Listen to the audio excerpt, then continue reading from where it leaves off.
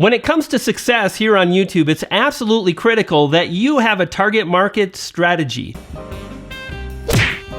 Brian G. Johnson.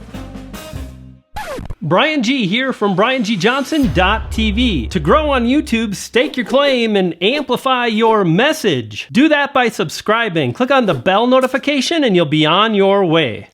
Creating a plan and really identifying who it is you're creating content for is absolutely critical here on YouTube. And that's called target marketing. My special guest has got all kinds of details. Daniel, take it away. Hey Brian, thanks for having me back on the channel. And today I want to talk to you guys about something a little different, and that's how to find your target audience and connect with them.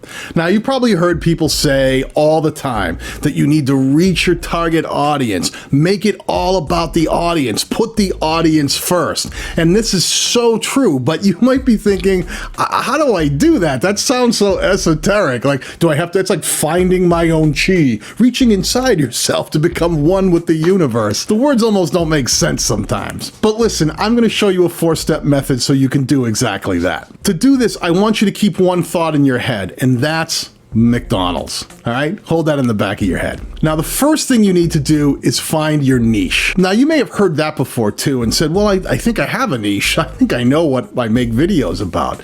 But you really need to zero in exactly what it is you're about. In McDonald's case, they decided to be a burger joint, right? That's what they did. They started as a burger joint. They made burgers. They were a very specific kind of restaurant. Narrow focus. Now, the next step you need to do, number 2, is find your target audience. Now, some people get confused and think that their subscribers are their target audience, but in fact, that's just a very small set of really loyal fans. And what they want may not be exactly the same as your entire target audience. You're trying to reach thousands of people here, not just the people who have subscribed to your channel.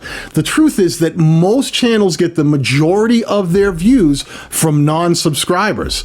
So you need to reach a very broad audience in that sense, not just a handful that happen to have already subscribed. Well, how do you reach these people? Well, that's step number 3, and that's by making content that you know that your target audience is looking for. That's another one of those statements where you say, well, how do I know what they're looking for? If I knew that, I would make those videos. In McDonald's case, it's really simple. Their target audience is looking for hamburgers.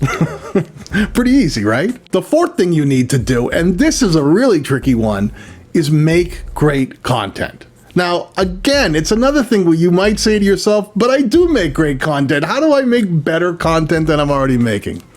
Well, think of it this way. If you were a new burger joint that you wanted to open up in town that may already have a McDonald's and a bunch of other burger joints in it, do you think you can just put out a sign, start making burgers, and expect people to find you? That's not really how it works, right? And if people didn't find you, would you start saying, oh, I guess people don't like burgers in this town? No, more than likely, they just don't know you exist yet. They haven't discovered you.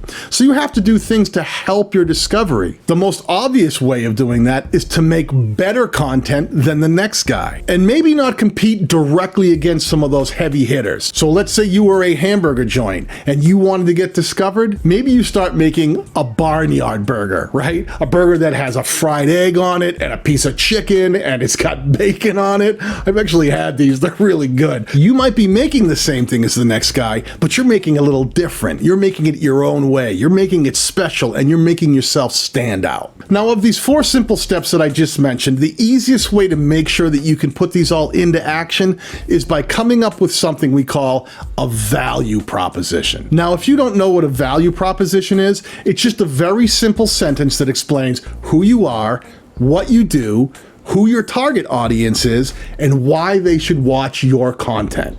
Now, my value proposition is very simple. My name is Daniel Batal. I help content creators make better content using the very same tools that I do to help them grow their channels. This is what I want you to do. In the comments section down below, put in one sentence your value proposition. One brief sentence that tells me what you do, who your target audience is, and why they should watch your channel. I'll already know who you are based on your name. So do me a favor and do that. Put your value proposition down in the comments section, and Brian and I will go down there and evaluate your value propositions and let you know if you've got it dialed in or not. Really powerful advice. However, what I cover in that video is going to knock your socks off. Do this. If you haven't subscribed to Daniel Battelle, check out his channel right there. If you're new to my channel, consider subscribing. Do that and you'll feed a poodle. I've got two and they're hungry. I'll see you next time. You dig?